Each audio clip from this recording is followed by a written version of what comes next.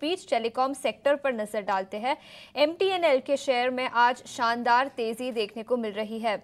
खबर है कि सरकार एमटीएनएल और बीएसएनएल की माली हालत सुधारने के लिए 16,000 करोड़ रुपए के लैंड बैंक के मोनेटाइजेशन को मंजूरी दे दी है। इस एक्सक्लूसिव खबर के साथ सुमित चतुर्वेदी हमारे सहयोगी अब हमारे साथ जुड़ चुके हैं। सुमित, बताएं क्या डिटेल्स है आपके पास? एमटीएनएल के स्टॉक में भारी तेजी आज के सत्र में दिखी है।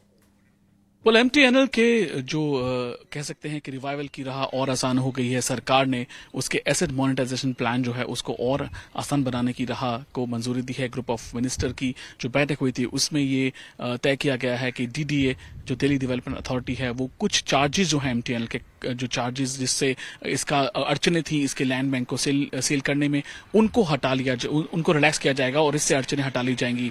एमटीएनएल बीएसएनएल लगभग 16,000 करोड़ रुपए की जो जमीन है उसको ओन करते हैं। अब ये जमीन बेची जाएगी बाकी बिडर्स को। इसके लिए बिडिंग जो है वो इस महीने ही करने की संभावना है। सरकार इस वित्तीय वर्ष में लगभग 10 लाख करोड़ रुपए जो है वो जुटाएगी एसेट मोनेटाइजेशन से। एसेट मोनेटाइजेशन जो है इससे इंफ्रास्ट्रक्चर प्रोजेक्ट्स को इसमें और पैसा डाला जाएगा और इसके जरिए ही इंफ्रास्ट्रक्चर क्रिएट किया जाएगा। इसमें बड़ी जो लैंड है वो एमटीएनएल के पास है और इसकी 16,000 करोड़ की जो लैंड है, जमीन है, इसका जो बेचने का है वो रास्ता साफ हो चुका है। इससे लगभग जो 32,000 करोड़ का जो डेट है उसको भी उतारने में आसानी मिलेगी।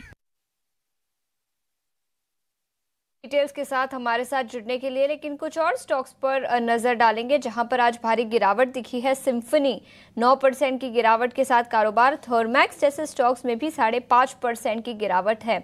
देवांग, आपसे राय लेना चाहूंगी। सिम्फनी और थर्मैक्स निफ्टी 500 इंडेक्स के टॉप लूजर्स में शामिल है। क्या राय होगी इन दोनों ही स्टॉक्स पर? तो सिम्फनी की बात करें तो हमने देखा प्रीवियस जो रेजिस्टेंस था स्टॉक ने वहीं पर ही आके करेक्ट हुआ है। पॉसिबल है और यहाँ पे और करेक्शन देखने मिल सकता है। डेफिनेटली ये लेवल पे शॉर्ट की सलाह नहीं रहेगी बिकॉज रिस्क रेट फेवरेबल नहीं है, बट पॉसिबल है स्टॉक 1250 1230 तक भी जाते हुए देख सकते हैं। जहां तक इमीडिएट रेजिस्टेंस की ना बात करें, जो स्टॉक का रेजिस्टेंस आ रहा है वो 1350 का आ रहा है, तो ये लेवल ध्यान में रखिए। बट ट्रेंड अभी भी नेगेटिव है सिम्फनी का। तो ये नजरिया सिम्फनी पर। इस बीच बाजार में पिछले कुछ मिनटों में गिरावट 23,700 के पास 36 अंकों की गिरावट के साथ निफ्टी कारोबार करता हुआ। वही बैंक निफ्टी की बात करें तो ये अभी भी हरे निशान में 235 अंकों की तेजी के साथ 50,400 के पास। और कई सारे स्टॉक्स और सेक्टर्स जहां पर एक्शन है और उसी में से एक सेक्टर पर नजर डालेंगे जहां पर आज गिरावट दिखी है। रियल एस्टेट सेक्टर 1.5% की गिरावट के साथ निफ्टी सबसे बड़ा सेक्टोरल लूजर है आज के सत्र में। शोभा, फीनिक्स मिल्स, गोदरेज प्रॉपर्टीज सभी स्टॉक 3.5 से 5.5% की गिरावट के साथ कारोबार करते हुए